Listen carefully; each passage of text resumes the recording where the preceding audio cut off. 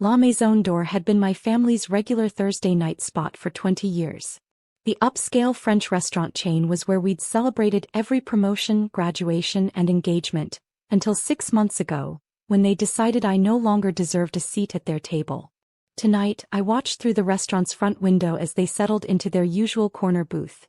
Dad straightening his tie, Mom arranging her pearls, my brother James holding court about his latest legal victory. My phone buzzed with an incoming text from Marcus, my CFO. Acquisition complete. Board approval unanimous. You now own 100% of La Maison Restaurant Group. I smiled thinking about the past 6 months. While my family thought I was processing my shame, after coming out, I'd been orchestrating the largest restaurant acquisition in the city's history. The private equity firm I'd built had quietly been buying up shares in the La Maison Restaurant Group, culminating in today's final purchase. Miss Chin. The restaurant's manager, Philippe, approached nervously. Everything is prepared as you requested. I smoothed my designer suit worth more than the combined cost of everyone's outfit inside, and nodded. Thank you, Philippe. Shall we? The heavy wooden doors opened silently as I entered the restaurant where I was no longer welcome as a daughter, but now owned as a suit. Your usual Bordeaux, Mr. Chin? I heard the waiter ask my father. Of course, Thomas. And we'll start with the usual appetizers. Just the 4 of us tonight as always. As always.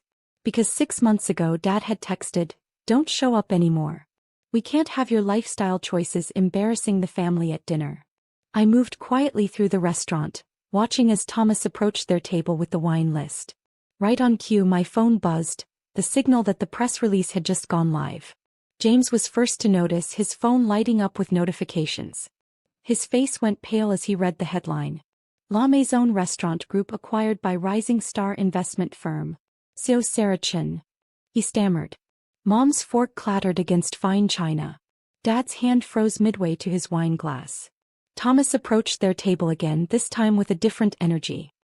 Welcome, Madam Owner, he said loudly, bowing slightly in my direction. Your usual table is ready.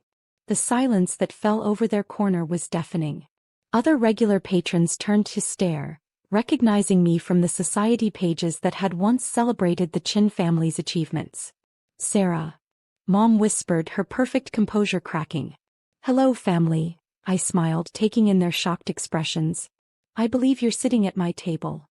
The private dining room of La Maison d'Or had never felt more charged as my family practically stumbled in after me, abandoning their half-poured wine and untouched appetizers. This is impossible, James kept muttering, frantically scrolling through his phone. The purchase price, the market cap. 800 million, I supplied, casually taking a seat at the head of the table, Dad's usual spot. Though that includes all 30 locations across 3 states, the real estate holdings, and of course the wine cellars. But you're just... Mom trailed off, her hands fidgeting with her pearls. Just what, Mom? Just your disappointing daughter? Just the family embarrassment. I pulled out my tablet, displaying Rising Star Investments portfolio. Or just the CEO of a $3 billion investment firm. My phone buzzed, a message from Marcus, Wall Street Journal exclusive, ready to run. Rising Star CEO Sarah Chin, the woman revolutionizing restaurant investment. Also, Michelle Obama's office called about your LGBTQ+ business leadership initiative. All those society events you stopped inviting me to, I continued, made for excellent networking opportunities. Turns out other outcasts from good families control quite a lot of capital these days. Dad finally found his voice. The family money, you couldn't have used it for this? I laughed softly. No, I didn't touch your precious trust fund. The one you froze 6 months ago? I built this myself. Every dollar. James, the family lawyer, was still processing. But La Maison, it wasn't even for sale. Everything's for sale if you know how to make the right offer, I said, signaling Philippe. The board was particularly impressed by our plans to modernize the chain while preserving its heritage. Speaking of which, Philippe entered with a new bottle of wine, one from my personal collection. The 1982 Chateau Lafite, Madam Owner? And shall I have the chef prepare your special menu? Thank you, Philippe. And please bring 4 glasses. My family should experience what actual fine wine tastes like. Mom's hands trembled as she accepted the glass. Sarah, why didn't you tell us you were successful, powerful, or just happy being exactly who I am? I took a measured sip. Would it have mattered? Would it have changed how quickly you erased me from family photos? My phone buzzed again. Forbes 30 Under 30 profile confirmed. They want to feature your story of building an empire while facing family rejection. Your investments, Dad said quietly, staring at my tablet's display of Rising Stars holdings. They're all revolutionary companies led by people society overlooked. I nodded. LGBTQ+ founders, women, minorities, all the people good families like ours tend to dismiss. Turns out discrimination is terrible for business. James set down his phone, his Harvard MBA suddenly feeling inadequate. You built all this while you were pretending I didn't exist? I finished. Yes. Because unlike you, I learned that authenticity is the greatest asset in business. And in life. The room fell silent as they processed the reality of their situation.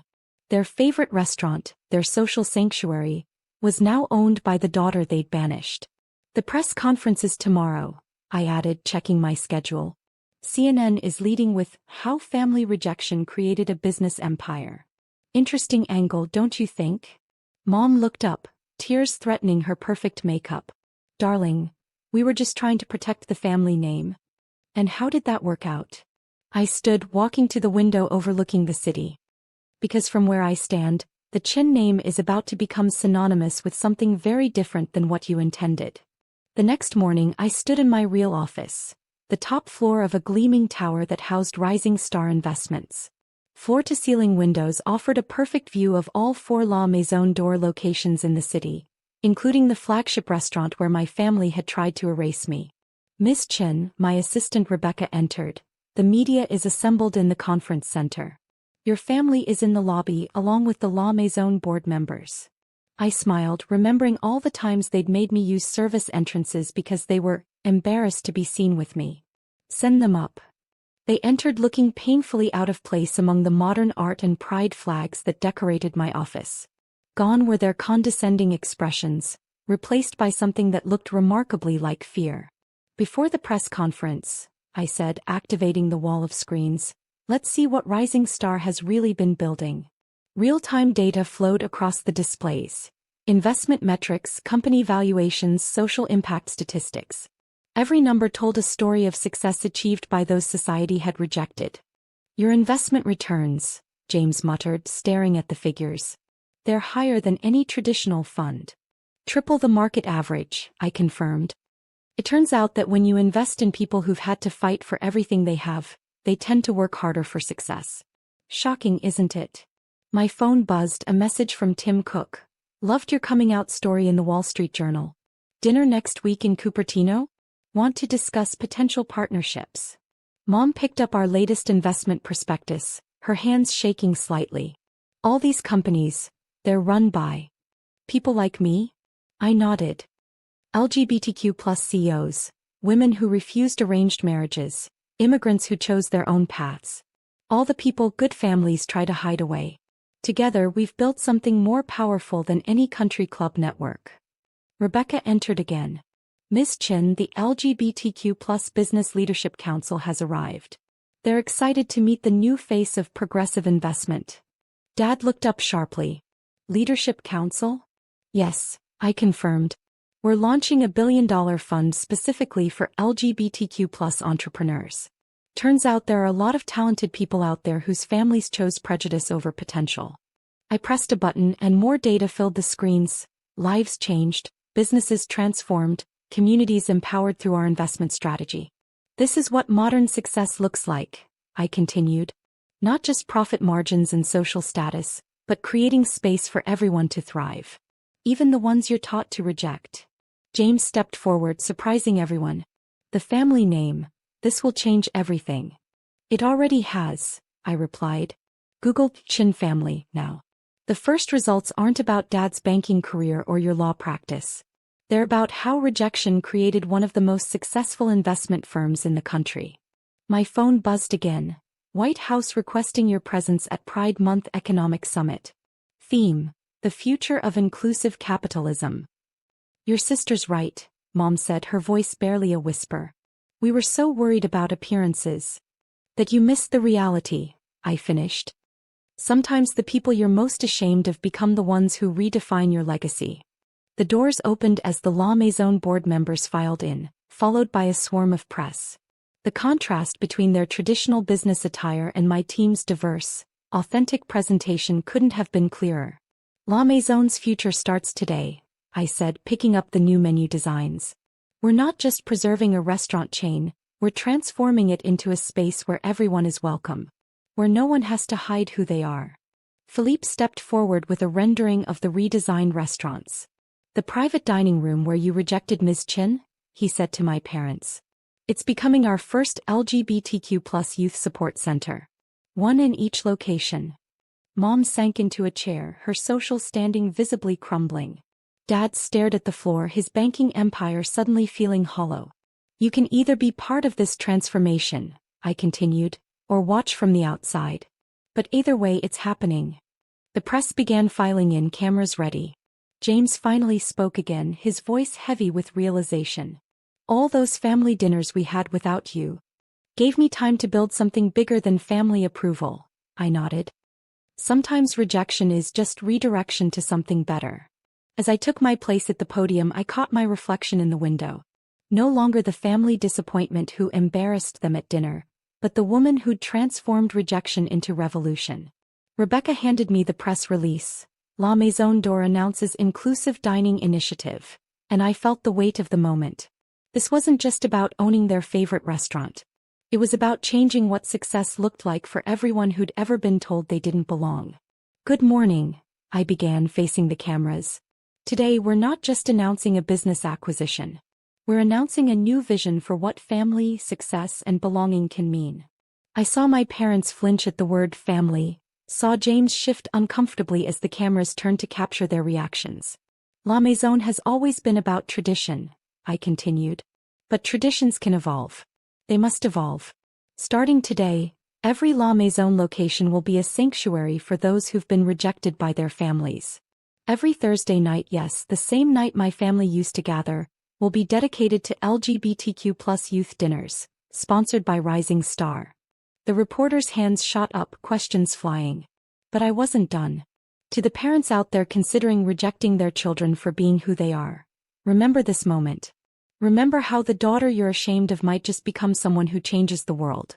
Remember that the table you deny them a seat at, they might end up owning. I saw tears in Mom's eyes, saw Dad's hands trembling as he reached for her. But this wasn't about their redemption. It was about something bigger. And to everyone who's ever been told they don't belong, I concluded, pull up a chair. At my table there's always room for you. The room erupted in applause as cameras flashed. In that moment I wasn't just Sarah Chin, the disowned daughter. I was Sarah Chin, the woman who'd turned family rejection into a movement for change. And as I stood there watching my family realize that their social sanctuary would now become a beacon for everything they'd tried to hide, I knew this was just the beginning. Because sometimes the best revenge isn't just success. It's using that success to ensure no one else has to experience the rejection you did.